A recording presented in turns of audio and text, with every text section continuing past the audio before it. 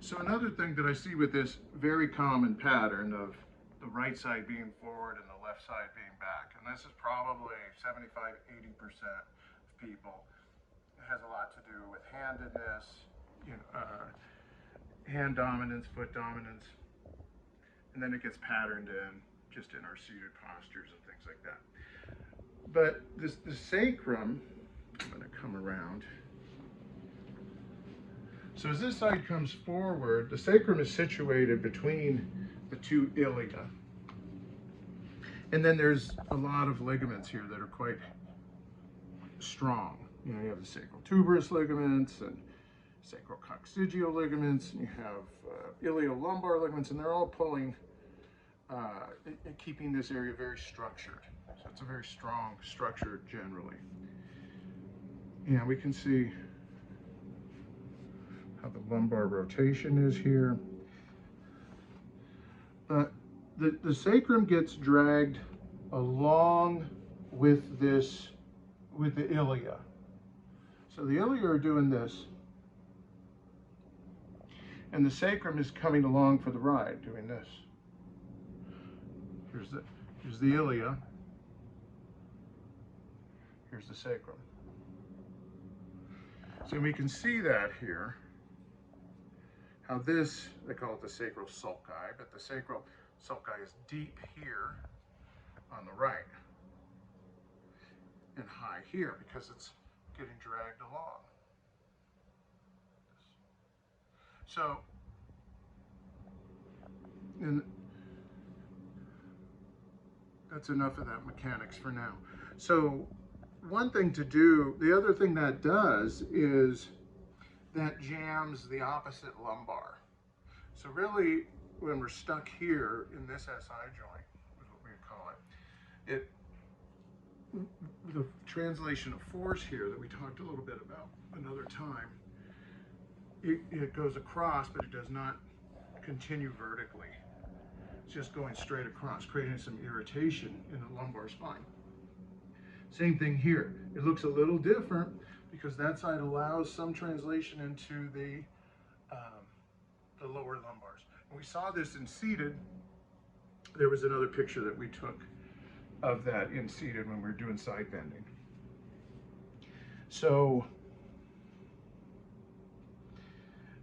really all I would do is just use basically what I would term a myofascial release, because I would just think of this as all a myofascial complex, and I can get as detailed with that myofascial complex in verbiage and in pressure as I want to, depending on if you're writing notes for someone in particular that you want to, let them know that you know your anatomy or something. But here, we're just going to push on the sacrum near, base towards the bottom of the sacrum. So we're basically tilting it like this. But I'm more on the right side.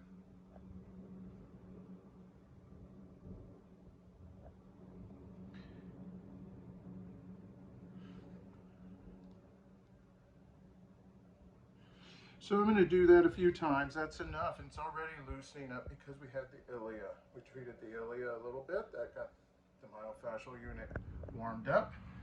The thing that we already showed how the lumbar is on the opposite side. Remember, this was pulled down.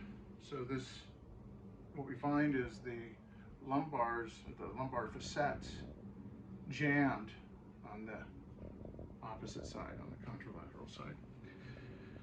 So often what I'll do is end up mobilizing that side.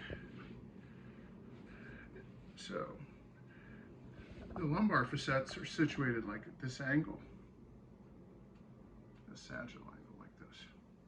The thoracic facets run like this. And then the cervical facets are running like this.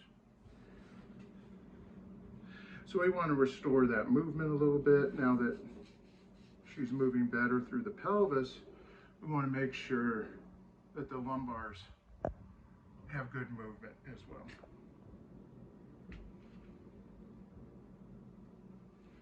So I'm just out here, my left hand is working along kind of the transverse process area, just in the soft tissue, but there is muscles move bones, so I'm just using those muscular attachments to mobilize those bones. Here we go. I can work both sides of those facets if we want, kind of symmetrically. The other direction, flexion, extension, and more. Rotation, more side bending.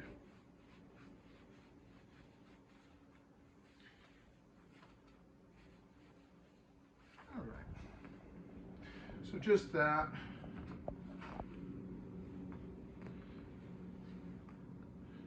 Now, again, like thinking here is just taking, I see what is remaining, what kind of myofascial tension is remaining. In a movement like this, I'm just rotating the entire pelvis. So here, and I'm moving the pelvis relative to the lumbar spine. It's just a mobilization, very simple. But it's going to be a nice integrating move for what we just did.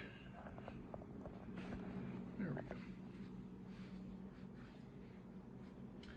Okay, so that's a good piece for now.